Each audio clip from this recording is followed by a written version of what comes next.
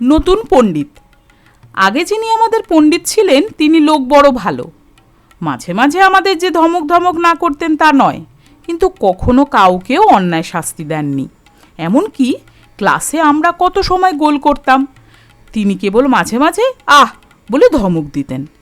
তার হাতে একটা ছড়ি থাকতো, খুব বেশি রাগ করলে সেই ছড়িটাকে টেবিলের উপর আঁচড়াতেন। সেটাকে কোনো দিন কারোর পিঠে পড়তে দেখিনি, তাই আমরা কেউ তাকে মানতাম না। আমাদের হেডমাস্টার মশাইটি দেখতে তার চেয়েও নিরীহ ভালো মানুষ। ছোট্ট বেটে মানুষটি, গোফদারি কামানো, গোলগাল মুখ, তাতে সর্বদাই যেন হাসি লেগে আছে। কিন্তু চেহারায় কি হয়! তিনি যদি শ্যামাচরণ কার নাম বলে ক্লাসে এসে আমায় ডাক দিতেন, তবে তার গলার আওয়াজেই আমার হাত পা যেন পেটের মধ্যে ঢুকে যেত। তার হাতে কোনোদিনও বেত দেখিনি, কারণ বেতের কোনো দরকার হতোই না। তার হুঙ্কারটি যার উপর পড়ত সেই চোখে অন্ধকার দেখত।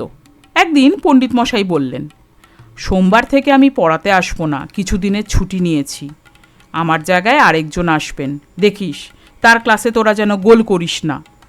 শুনে আমাদের ভারী উৎসাহ লাগলো। তারপর যে কদিন পণ্ডিত মশাই স্কুলে ছিলেন আমরা ক্লাসে 1 মিনিটও পড়িনি। একদিন বিহারীলাল পড়ার সময় পড়ছিল, সেজন্য আমরা পরে চাঁদা করে তার কান মলে দিয়েছিলাম। যা হোক, পণ্ডিত মশাই সোমবার আর এলেন না। তার বদলে যিনি এলেন, তার গোল কালো চশমা, মুখ ভরা গোফের জঙ্গল আর বাঘের মতো আওয়াজ শুনে আমাদের উৎসাহ দমে গেল। তিনি ক্লাসে এসেই বললেন, পড়ার সময় কথা বলবে না, হাসবে না, যা বলবো তাই করবে, রোজকার পড়া রোজ করবে, আর যদি তা না করো তাহলে তুলে আছাড় দেব। শুনে আমাদের তো চক্ষু স্থির। ফকির চাঁদের তখন অসুখ ছিল, সে বেচারা কদিন পরে ক্লাসে আসতেই নতুন পণ্ডিত মশাই তাকে পড়া জিজ্ঞাসা করে বসলেন। ফকির থতমত খেয়ে ভয়ে আমতা আমতা করে বলল, আগে আমি স্কুলে আসিনি। পণ্ডিত মশাই রেগে বললেন, স্কুলে আসনি তো কোথায় এসেছ, তোমার মামার বাড়ি? ফকির বেচারা কাঁদো কাঁদো হয়ে বলল, 7 দিনই স্কুলে আসিনি, কি করে পড়া বলবো? পণ্ডিত মশাই, চপড়াও বেয়াদব, মুখের উপর মুখ বলে এমন ভয়ানক গর্জন করে উঠলেন যে ভয়ে ক্লাস শুদ্ধ ছেলের মুখের তালু শুকিয়ে গেল। আমাদের হরিপ্রসন্ন অতি ভালো ছেলে। সে একদিন স্কুলের অফিসে গিয়ে খবর পেল সে নাকি এবার কি একটা প্রাইজ পাবে। খবরটা শুনে বেচারা ভারী খুশি হয়ে ক্লাসে আসছিল। এমন সময় নতুন পণ্ডিত মশাই, হাসছো কেন বলে হঠাৎ এমন ধমক দিয়ে উঠলেন যে মুখের হাসি এক মুহূর্তে আকাশে উড়ে গেল।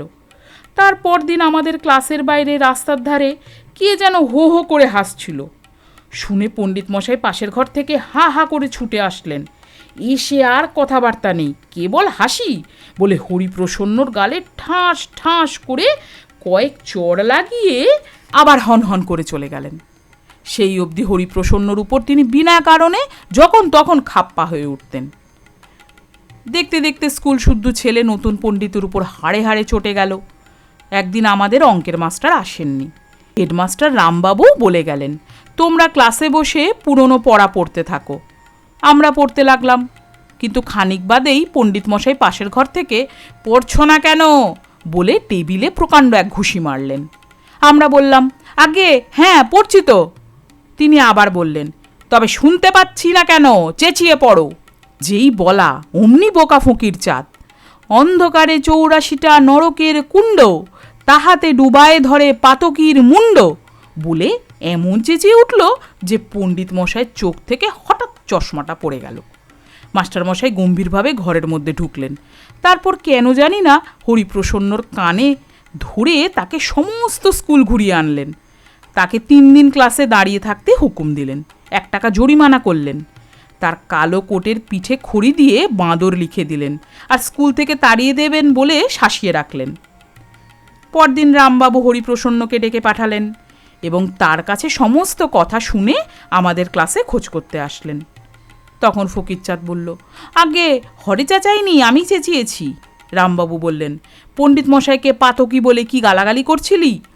ফকির বলল, পণ্ডিত মশাইকে কিছুই বলিনি, আমি পড়ছিলাম, অন্ধকারে 84টা নরকের কুণ্ড, তাহাতে ডুবায়ে ধরে পাতকির মুন্ড। এই সময় নতুন পণ্ডিত মশাই ক্লাসের পাশ দিয়ে যাচ্ছিলেন। তিনি বোধহয় শেষ কথাটুকু শুনতে পেয়েছিলেন এবং ভেবেছিলেন তাকে নিয়ে কিছু ঠাট্টা করা হচ্ছে। তিনি রাগে দিগ্বিদিজ্ঞান হারিয়ে হা হা করে ক্লাসের মধ্যে এসে রামবাবুর কালো কোট দেখেই তবে রে হরিপ্রসন্ন বলে হেডমাস্টার মশাইকে পিটাতে লাগলেন। আমরা ভয়ে কাঠ হয়ে রইলাম। হেডমাস্টার মশাই অনেক কষ্টে পণ্ডিতের হাত ছাড়িয়ে তার দিকে ফিরে দাঁড়ালেন। তখন যদি পণ্ডিতের মুখ দেখতে, বেচারা ভয়ে একেবারে জুজু, ৩-৪ বার হাঁ করে আবার মুখ বুঝলেন। তারপর এদিক ওদিক চেয়ে এক দৌড়ে সেই যে স্কুল থেকে পালিয়ে গেলেন, আর কোনো দিন তাকে স্কুলে আসতে দেখিনি। 2 দিন পরে পুরনো পণ্ডিত মশাই আবার ফিরে আসলেন। তার মুখ দেখে আমাদের যেন ধরে প্রাণ আসলো।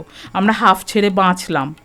সকলে প্রতিজ্ঞা করলাম আর পণ্ডিত মশাই ক্লাসে গোলমাল করব না, যতই পড়া দিন না কেন খুব ভালো করে পড়ব।